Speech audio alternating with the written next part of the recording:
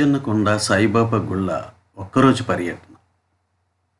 గొటివాడ అగ్రహారం వీరనారాయణం 8, 9, 10 తరగతుల విద్యార్థులకు basic in mathematics మీద మే నెలలో 24 రోజుల పాటు ప్రతిరోజు 2 లేదా 3 గంటల పాటు శిక్షణ ఇవ్వడం జరిగింది.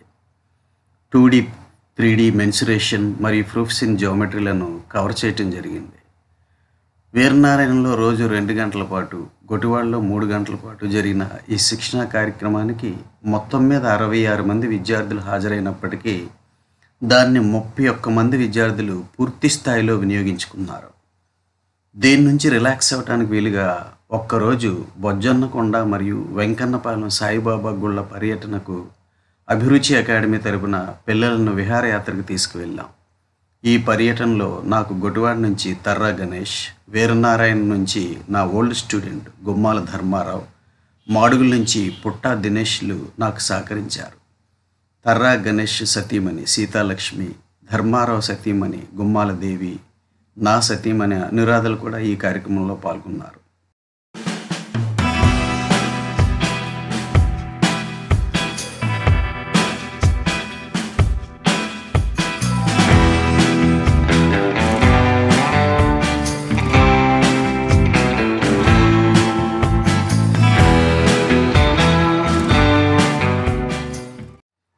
బొజ్జన్నకొండ చారిత్రక ప్రాధాన్యం గల ప్రదేశం. క్రీస్తుపూర్వం 20వ శతాబ్దం నుంచి క్రీస్తుశకం 6వ శతాబ్దం వరకు ఇది బౌద్ధారామంగా వర్ధిల్లింది. మానవాళికి అహింసా ధర్మాన్ని ప్రబోధించిన బుద్ధ భగవానుని పేరున దీన్ని బుద్ధుని కొండగా పిలిచేవారు. కాలక్రమేణా అది బొజ్జన్నకొండగా మారింది. అలనాటి చరిత్రకు సజీవ సాక్ష్యంగా ప్రాచీన కాలం నాటి బౌద్ధ స్తూపాలు, విహారాలు, బుద్ధ భగవానుని పెద్ద శిలా విగ్రహాలు ఈనాటికి ఇక్కడ కనిపిస్తాయి.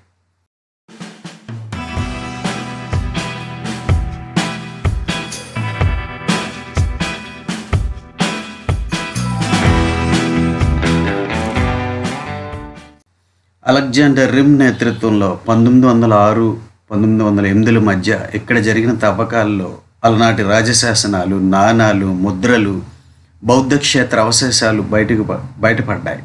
ఇక్కడ లభ్యమైన నాణాలు కొన్ని సముద్రగుప్తుని కాలం నాటివని, కొన్ని శాతవాహన కాలం నాటివని చరిత్రకారులు నిర్ధారించారు.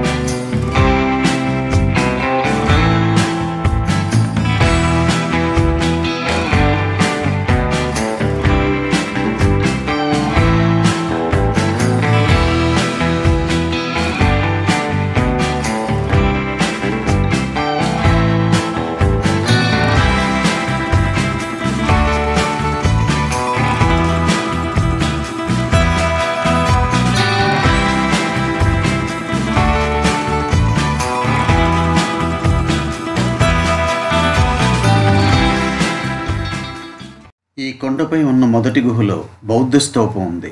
దీని పైభాగంలో ఉన్న గుహలో ధ్యానంలో ఉన్న బుద్ధుడి విగ్రహం ఉంది. టెర్రస్ లాంటి ఆ పైభాగంలో విశాలమైన స్థలం ఉంది. అందులో మహాచైత్యం కనిపిస్తుంది. ఈ మహాచైత్యానికి 3 దిక్కుల విహారాలకు తగిన స్వరూపం ఇవ్వటానికి కాల్చిన ఇటుక నిర్మాణాల పునాదులు ఇప్పటికీ ఉన్నాయి. ఇక్కడి గదుల్లోనే బౌద్ధులు ధ్యానం చేసేవారట.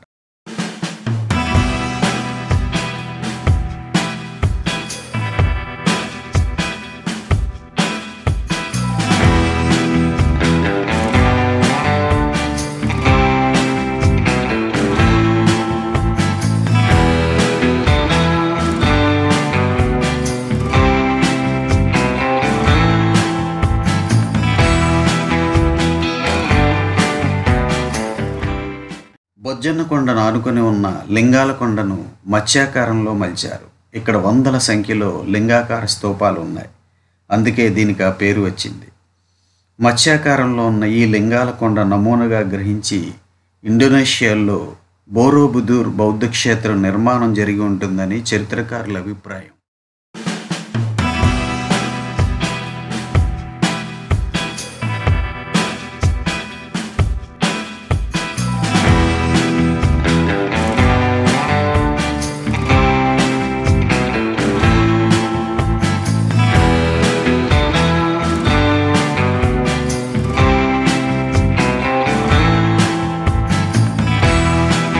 గడ్డాదిని రాజధానిగా చేసుకుని ఈ ప్రాంతాన్ని పాలించిన మత్స్యవంశీయుల్లో ప్రముఖుడైన అర్జునదేవుడు అవసాన దశలో ఎక్కడ నివసించాడని చెప్తూ ఉంటారు.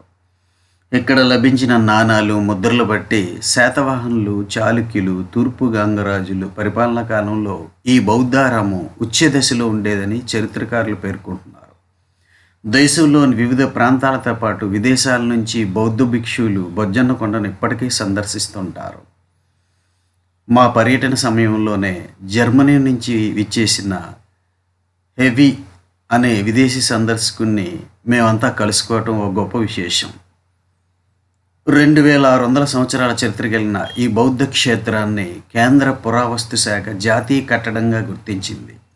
ఇక్కడ నిర్మించిన ఏకశిలా కట్టడాలు అశోకుడి కాలానికి సమకాలీనమైనవని పురావస్తు శాఖ అధికారి అలెగ్జాండర్ రియో అభిప్రాయపడ్డారు. దక్షిణ భారతదేశంలో ఇటువంటి పురాతన కట్టడం మరొకటి లేదని ప్రముఖ చరిత్రకారుడు దివంగత రాళ్లబండి సుబ్బారావు గారు ఒక పుస్తకంలో పేర్కొన్నారు.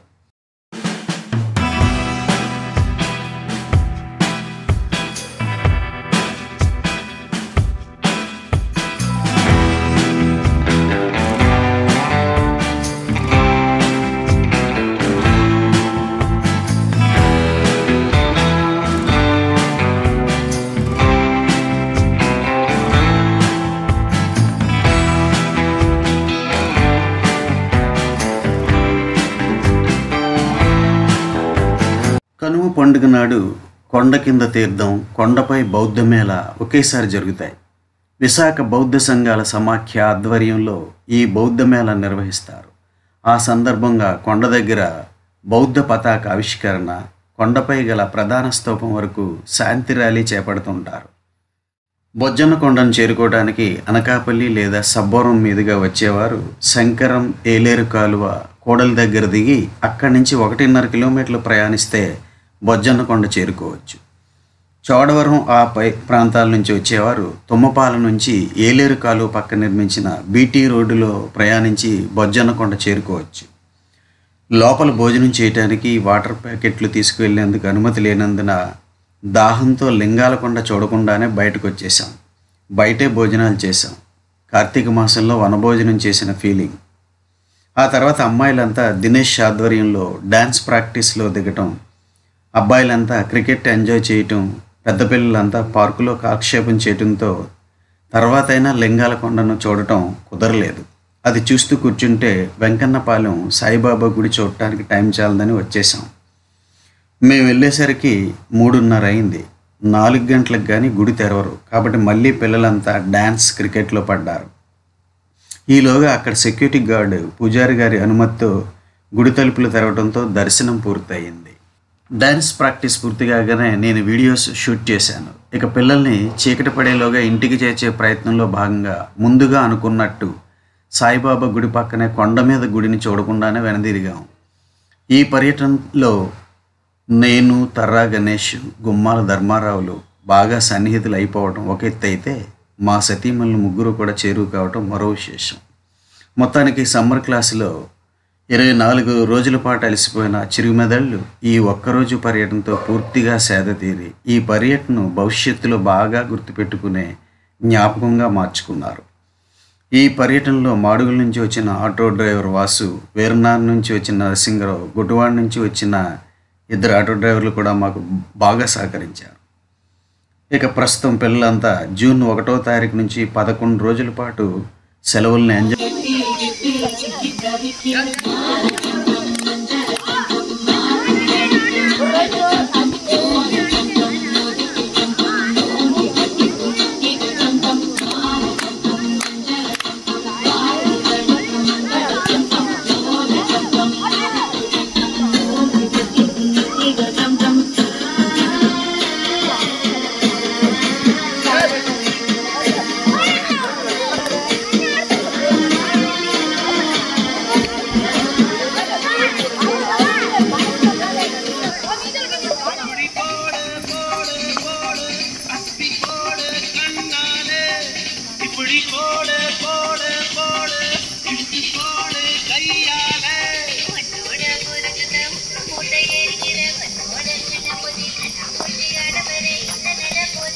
Yürü.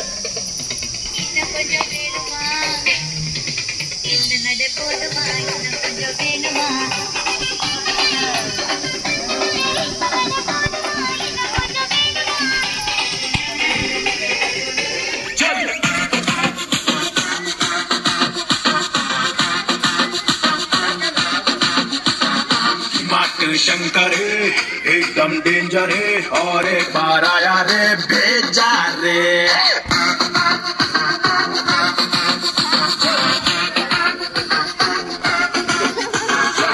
पेट्टिना पटाखे डबल दिमागे बड़े बड़ों को हिलाते सोचो रे शंभो हर शंकरा जातरा जातरा गली गली बुरा लेना रे तू बेटा तुम मुरा गुंडल दम मुरा धुआं उड़े रुबाब को देखो